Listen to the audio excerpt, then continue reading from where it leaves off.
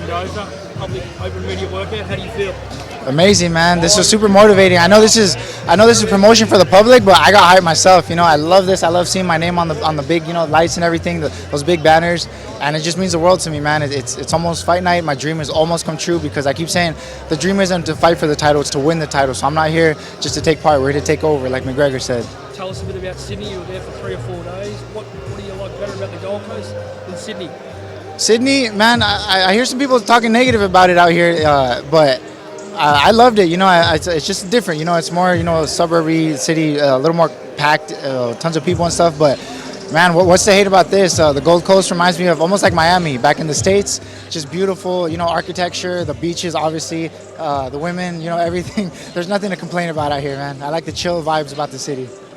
Brian, in 2019, you posted a photo on your Instagram of the PacquiaoBrona Banner, and you said, "I'm going to grind till I see my name up there." What does it mean to you to see your name up there on that banner today? The world, man. It means the world. It means everything. You always work hard, and it's just kind of working hard blindly, because you don't know when you're going to get these opportunities, and that's why these last few fights you've seen me, I know it's all or nothing, and that's why you see me really just lay it all out there, go out on my shield type of guy, it's kill or be killed, and that's the mindset I go in there with, man. So seeing this, man, it's a dream come true. You've got some heavy hands. It's very evident, especially in the last fight against Mendoza. How do you think Tim's going to be able to deal with your heavy shots come Sunday? That's what we're going to have to find out. There's a lot of questions to be answered. He's been put down by other guys or hurt anyway, and we're going to find out. I know I have some bombs, but I'm not in there looking for one shot. If it takes all 12, of all-out war and everything, but the point is it's going to be explosive, and I'm coming out with my hand raised. Do you think Brian, because he had his last fight, he blasted the guy out in 1 round, are you going to be better suited as this fight goes down the stretch? Man, there's levels to this. There's I'm just on it, like no disrespect or anything, but I'm at a different level, and I think Tim knows that as well. I can see that he's very focused for this fight and everything, but there's no 70 seconds, and if he does, he might run into something he doesn't like. How are you going to be different, mate? You said you're different to anything he's faced before. How are you different? There's a few things I bring to the table I just feel like he hasn't seen before. And it just is what it is, man. That's where you guys will find out on Fight Night, what I bring to the table. But it's experience, man. I've been in there, especially since living in Las Vegas. Even just my sparring, man. The level is you wouldn't believe. Just every day you walk in a random world champion or Olympian or whatever undefeated prospect is there to spar and work and stuff. So I'm learning every day like crazy. I have so much knowledge around me and the work ethic too that I've built up, man. There's a lot.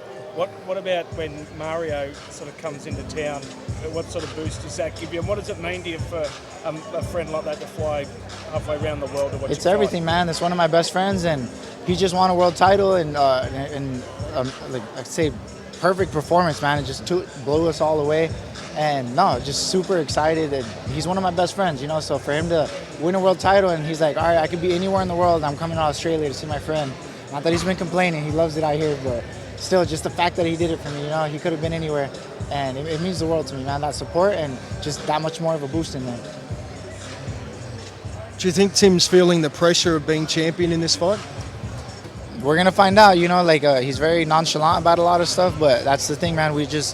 These are all kind of questions we got to find out in there. Everybody can talk and have a poker face and do all this, but on Fight Night, they call it, the circle of truth, like.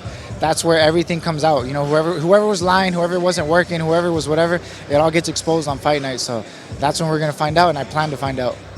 What are your thoughts of his manager talking about Crawford and Canelo? What's next? Man, when I went to fight Rosario, it was the same thing. They were like, oh, this is the best we could get. This is the opponent we got on 10 days' notice. He's not going to be ready. Okay, blew him out of the water. And then Fundora, they were posting up on the Showtime stuff. They were posting up him versus Charlo already, as I was in the build-up for my fight. So I'm used to it, man. Everybody says he was going to kill me. And now you saw what I did to him, and now this guy, he's supposed to walk right through me and get passed on to the next. I've been here before. This is the experience I'm talking about.